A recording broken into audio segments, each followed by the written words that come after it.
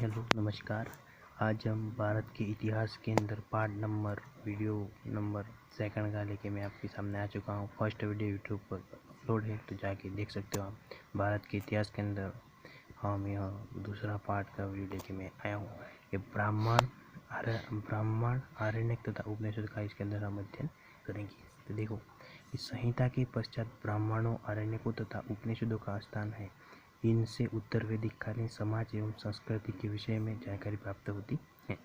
ब्राह्मण ग्रंथ वैदिक संहिताओं की व्याख्या करने के लिए गद्य में लिखे गए हैं। प्रत्येक संहिता के लिए अलग अलग ब्राह्मण ग्रंथ हैं जिससे सारणी में दिया गया है।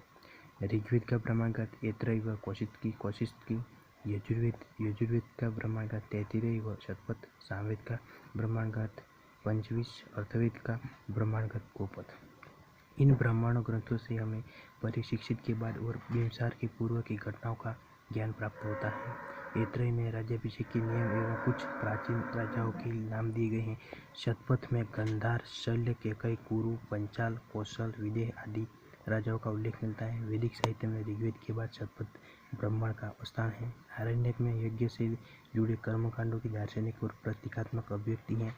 उपनिषदों की संख्या 108 है, जिनमें 13 को मूलभूत उपनिषदों की श्रेणी में रखा गया है। इसमें यज्ञ से जुड़े दार्शनिक विचार तथा शरीर, ब्रह्मांड, आत्मा तथा ब्रह्मा की व्याख्या की गई है।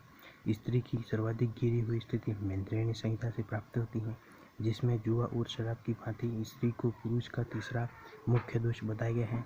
शतपथ ब्रह्मांड में स्त्री को पुरुष की अर्धांगिनी कहा गया है। जबालोपनिषद में चारों आश्रम का उल्लेख मिलता है। स्मृति ग्रंथों में सबसे प्राचीन एवं प्रामाणिक मनुस्मृति मानी जाती है। यह शुंग काल का मानक ग्रंथ है। नारद स्मृति गुप्त युग के विषय में जानकारी प्रदान करता है।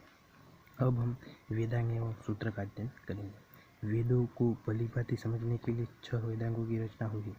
यह शिक्षा यानी शुद्ध उच्चारण शास्त्र, कल्प, कर्म कांडीय विधि, निरुक्त शब्दों की व्युत्पत्ति का शास्त्र, व्याकरण, छंद व ज्योतिष।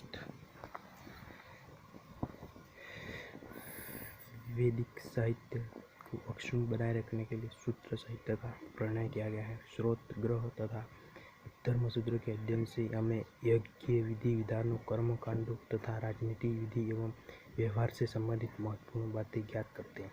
प्रमुख सूत्रकारों में गौतम, बुद्धायन, आपस्तम्ब, वशिष्ठ आदि के नाम विशेष रूप से उल्लेखनीय हैं। सूत्रों में गौतम धर्मसूत्र सबसे प्राचीन माना गया। पुराण, भारतीय ऐतिहासिक कथाओं का सबसे अच्छा क्रमबद्ध विवरण पुराणों में मिलता है। इसके रचयिता लोमहर्ष अथवा इनके पुत्र उग्रश्रवा माने जाते हैं। उनकी संख्या 18 है, जिनमें से केवल 5 मत्स्य, वायु, विष्णु, ब्रह्मा एवं भागवत में ही राजाओं की वंशावली पाई जाती है। पुराण 3 है। विष्णु पुराण में विष्णु पुराण मौर्य वंश से संबंधित है। मत्स्य पुराण आंध्र या सातवाहन वंश से संबंधित है। वायु पुराण गुप्त वंश से संबंधित है। पुराणों में मत्स्य पुराण सबसे प्राचीन एवं प्रामाणिक है। अधिकतर पुराण सरल संस्कृत श्लोक में लिखे गए हैं। स्त्रियां तथा शूद्र जिन्हें वेद पढ़ने की अनुमति नहीं थी, वे भी पुराण सुन सकते थे। पुराणों का पाठ पुजारी मंदिर में क्या करते थे। सामाजिक एवं सांस्कृतिक दृष्टि से अग्नि पुराण का काफी महत्व है, जिनमें राजतंत्र के साथ साथ कृषि संबंधी विवरण भी दिया गया है।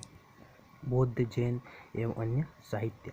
अब साहित्य का अध्ययन करेंगे कि जातक में बुद्ध की पूर्व जन्म की कहानी वर्णित है। हीनयान का प्रमुख ग्रंथ कथावस्तु है, जिसमें महात्मा बुद्ध का जीवन चरित्र अनेक कथानकों के साथ वर्णित है।